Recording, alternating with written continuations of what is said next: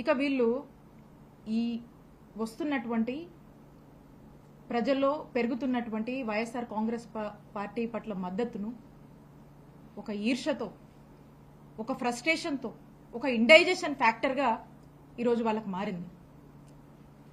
ఇక దీంట్లో భాగంగా ఎక్కడికక్కడ జగన్మోహన్ రెడ్డి గారు వస్తే జనం వస్తున్నారు. ఆ జనం వచ్చారంటే ఈ కూటమి ప్రభుత్వం వాళ్ళ యొక్క డైల్యూషన్, వాళ్ళు డిగ్రేడ్ అయిపోతున్నారు ప్రజల్లో. కూటమి ప్రభుత్వం యొక్క ఉనికి తగ్గుతుంది, ఈ ప్రభుత్వం ఫెయిలియర్ అని చెప్పి ప్రజలు మాట్లాడుతున్నారు అనేటువంటి విషయాన్ని గ్రహించుకొని వీళ్ళు ఇక ఏదో ఒక డైవర్షన్ పాలిటిక్స్ చేస్తూ ఉంటారు. మనం చూస్తూ ఉన్నాం రీసెంట్ టైమ్స్ లో ఒక పెద్ద మనిషి మాట్లాడుతూ ఉన్నారు. ఎవరో పెద్ద మనిషి అంటే ఎవరో కాదు, చంద్రబాబు నాయుడు గారు మాట్లాడుతూ జగన్మోహన్ రెడ్డి గారిని భూస్థాపితం చేస్తారట, ఆయన చెయ్యాలని ఉందట.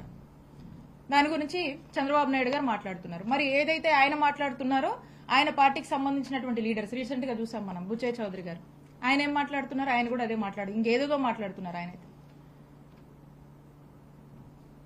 అసలు ఏం మాట్లాడుతున్నారు మీరు? దీని లోతు మనకు అర్థమవుతోంది. అంటే చంద్రబాబు నాయుడు గారు మా జగన్మోహన్ రెడ్డి గారిని భూస్థాపితం చేయాలి అని ఆయన మాట్లాడుతున్నారు. ఆయన పార్టీ నాయకులు కూడా ఆ మాటల్ని ఇంకొంచెం పెంచి మాట్లాడుతూ ఉన్నారు. అంటే దీని వెనకాల ఒక పెద్ద కుట్ర నడుస్తుందని మనకు స్పష్టమవుతా ఉంది. ఒక కుట్రకు తెరలేపుతున్నారు. ఎందుకంటే ప్రజల్లో వస్తున్నటువంటి ఆదరణ, ప్రజల్లో కూటమి ప్రభుత్వం పైన చంద్రబాబు నాయుడు గారి నాయకత్వం మీద వస్తున్నటువంటి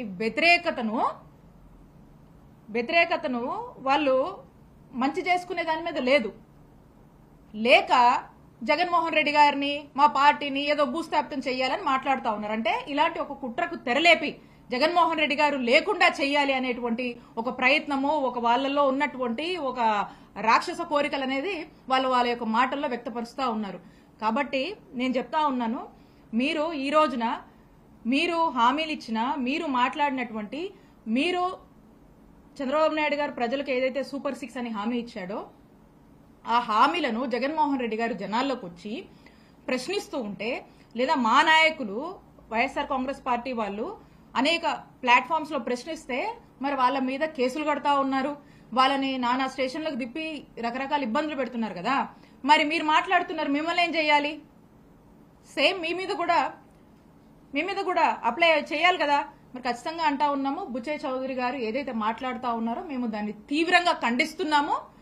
మీ మీద కూడా, మీరు ఇలా మాట్లాడుతున్నందుకు మీ మీద కూడా తగిన చర్యలు తీసుకోవాలని మేము డిమాండ్ చేస్తా ఉన్నాము.